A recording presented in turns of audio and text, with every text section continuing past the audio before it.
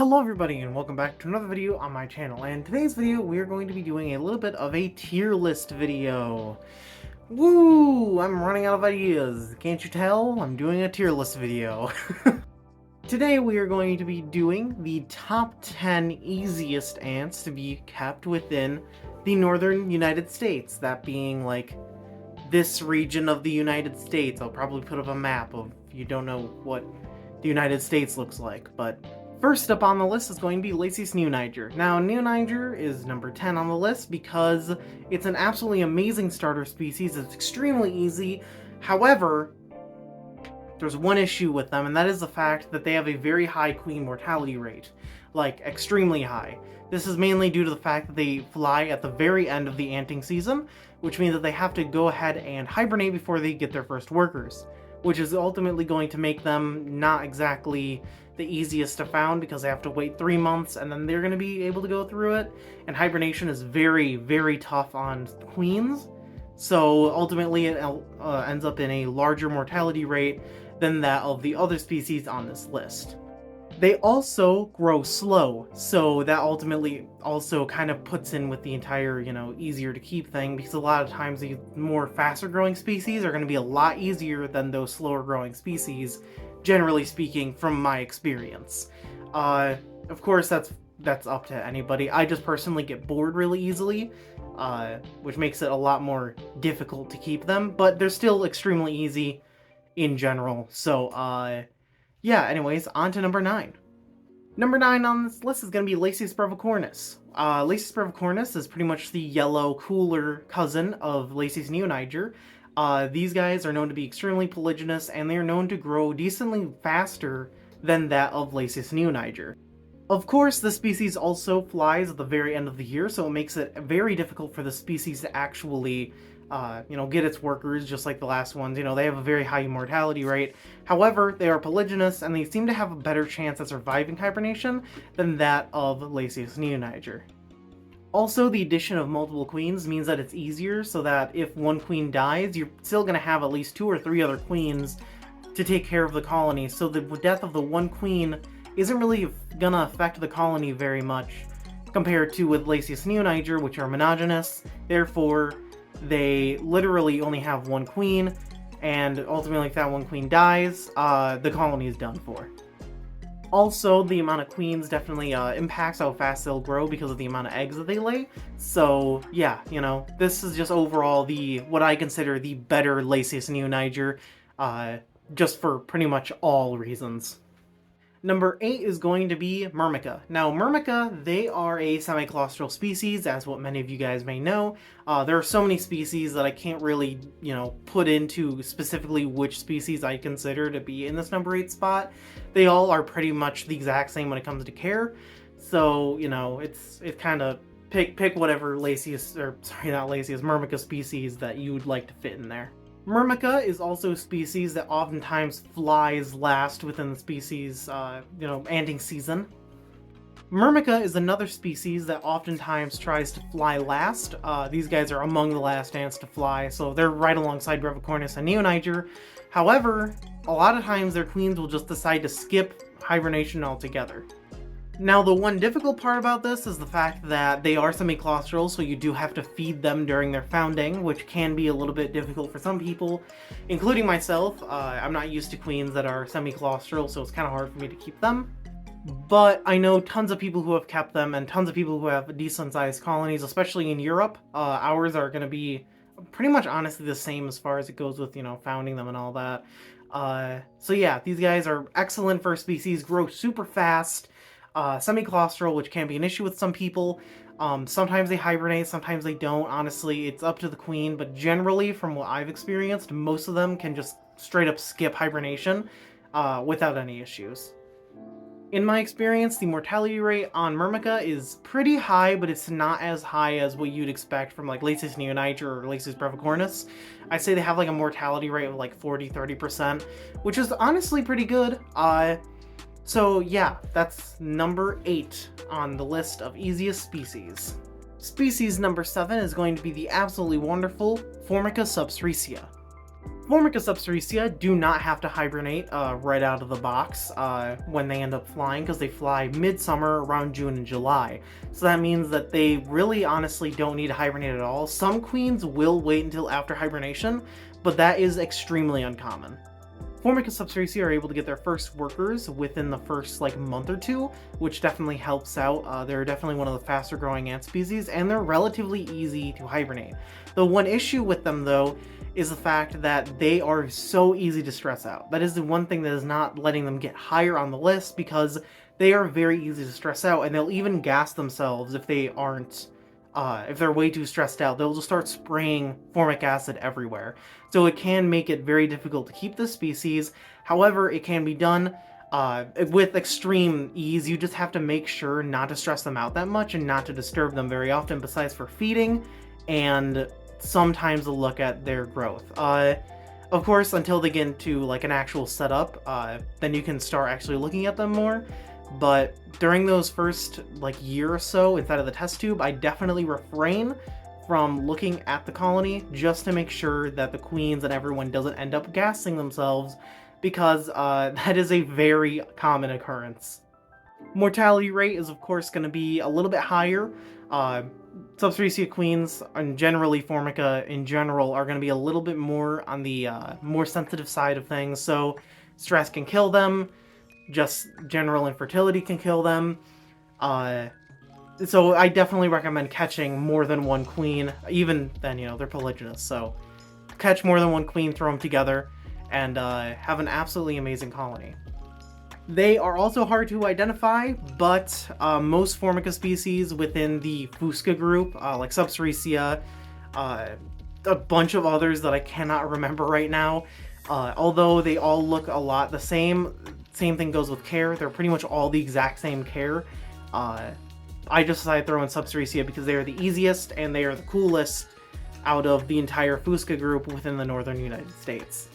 Queens are also very easily stressed, therefore they can eat their brood at any time if you end up checking on them too much. However, besides all that, although it sounds like a lot of negatives, this species grows incredibly fast for the area, and honestly, they're an absolutely amazing species. I loved my colony.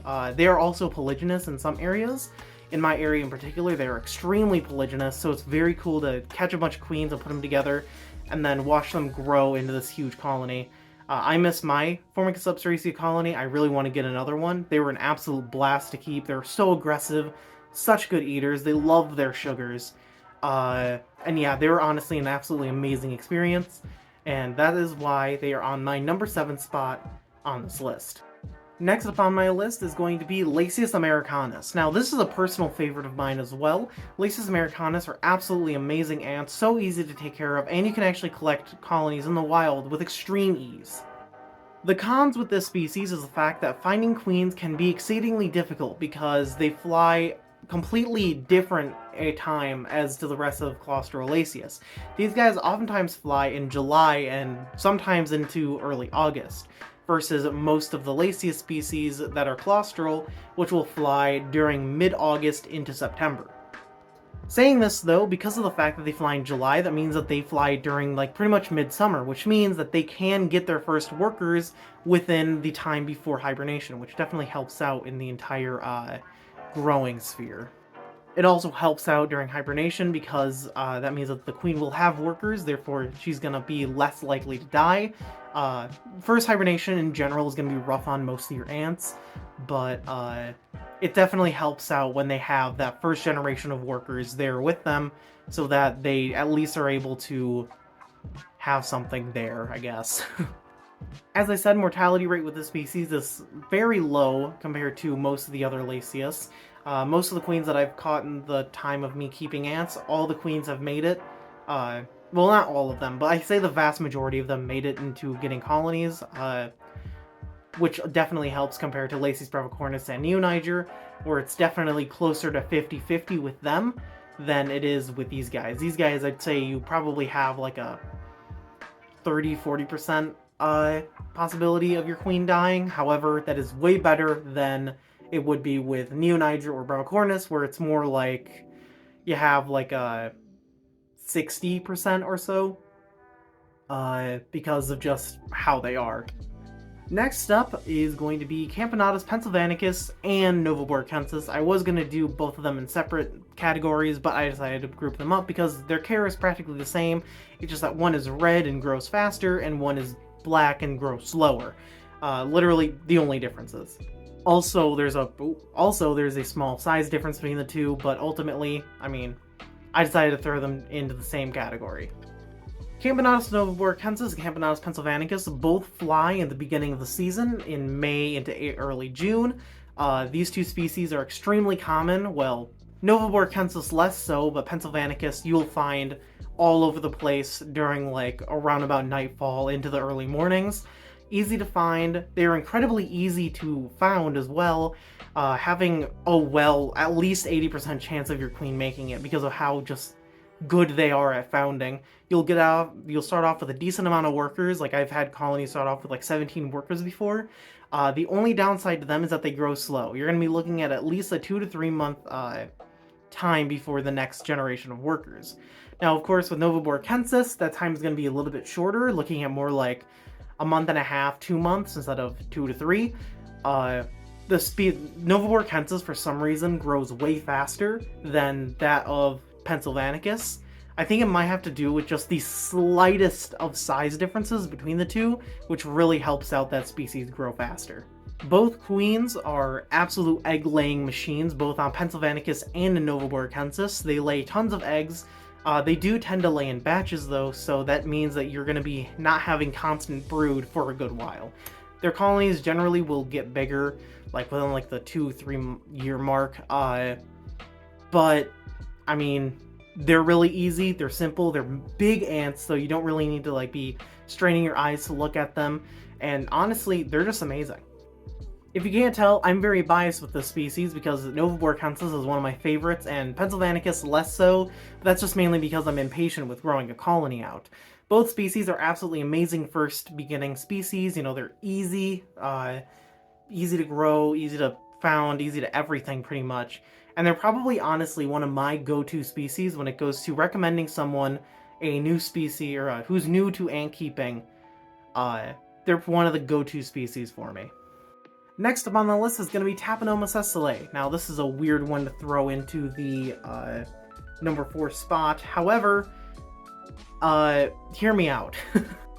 Tapinoma CES is a tiny ant. These guys are oftentimes polygynous, or monogynous. It depends on your area, honestly. A lot of the ones farther south are going to be polygynous. The ones up by me are generally going to be the monogynous ones, so 1 queen versus polygynous with 2 queens or more. Very easy species to grow, incredibly fast. One downfall is that finding a singular queen during their nuptial flights is extremely hard, so you're going to have to go outside and collect their colonies, which is incredibly easy. They are surface nesters, so they pretty much just kind of live under stuff or in between stuff. Sometimes you'll find them in wood. Honestly, they'll nest anywhere, including inside of your house. So they're incredibly easy to go ahead and find to keep. Colonies can oftentimes have multiple queens, and colonies can get massive, huge. The one issue with them, though, is the fact that they are very easy to escape. They have a very, very easy time getting out of setups unless they are really well sealed or are just good setups. You can't really go ahead and go with, what I have back here with these guys, where it's just kind of like a bin with some stuff right here. That's not going to really cut it. You're going to want to get something that has, good seal on that setup, with a nice thick barrier and some delicious food and, any nesting spot, pretty much. However, once you get all that stuff figured out, which honestly you should probably try and figure out with most of these ant species, they are an incredibly easy species to keep. They're so easy that it's almost boring, to be honest. Do I recommend them as being, one of your first species to keep? Definitely not. However, they are definitely a good quote-unquote starter species, and they are one of the easiest to keep within the northern United States. If you do want to look for queens, you're going to be looking during, I think, around about July is when they'll fly. But their queens are so small, it's very difficult to see them. When they do fly, it's oftentimes small, like localized flights, really, from my experience. So catching just a random queen, just kind of chilling around, can be a little bit difficult. Sometimes they fly at night, sometimes they fly during the day, sometimes during the afternoon, at sunset, sunrise. Honestly, they fly whenever they really want to. Which is why I recommend going out and just catching a wild colony, because catching a wild colony is going to be so much easier, and there's hundreds of them out there. Like, they're an extremely common ant.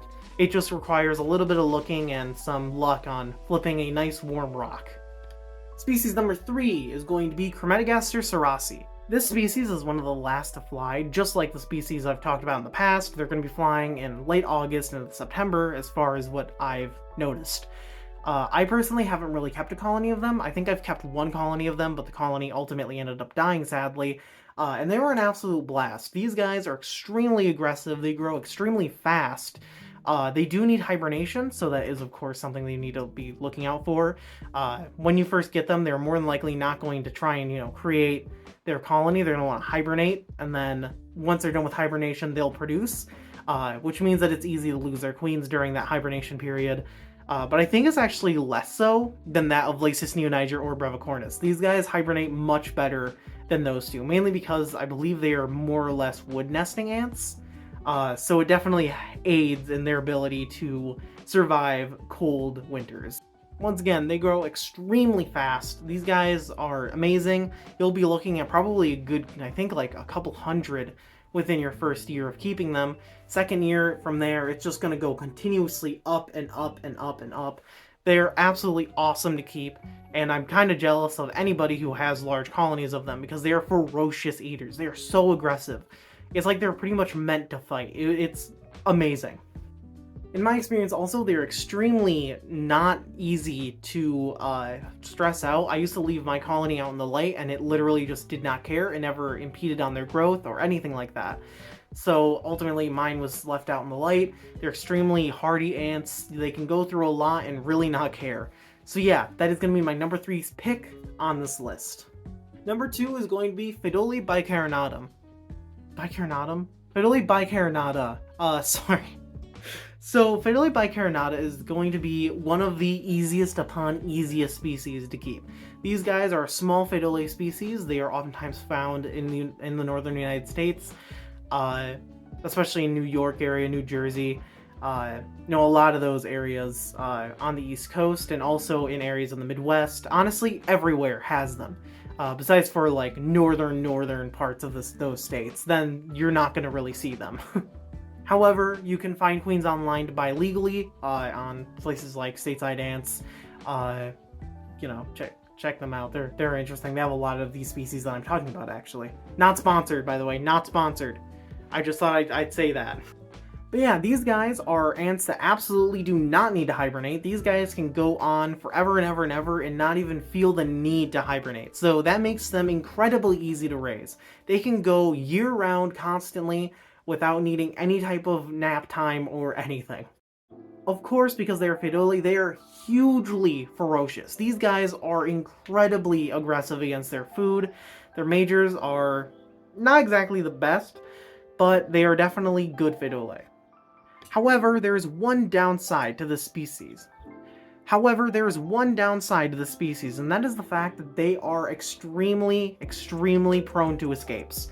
So you really want to make sure they have a nice tight lid with a nice barrier. These guys are ferocious. They eat your entire house out pretty much, which is ultimately a good thing. I personally like it because you can pretty much feed them whenever you want, however much they want, and they will eat it for sure. However, that also comes down with the downside of the fact that they will try to escape often. So of course, just make sure your barrier's, repaired. Make sure that everything is fine in that aspect, and honestly, you should be good. Fidibada in general have a really lovely tendency to try and escape because that's just how they are. So with any Fidibada species, you're going to be experiencing that. Catching their queens is probably one of the most simple things that you can do, because really all you need to do is just go out with a black light and then just sit there and watch them come in on a nice warm night, and then just collect them. Very simple stuff.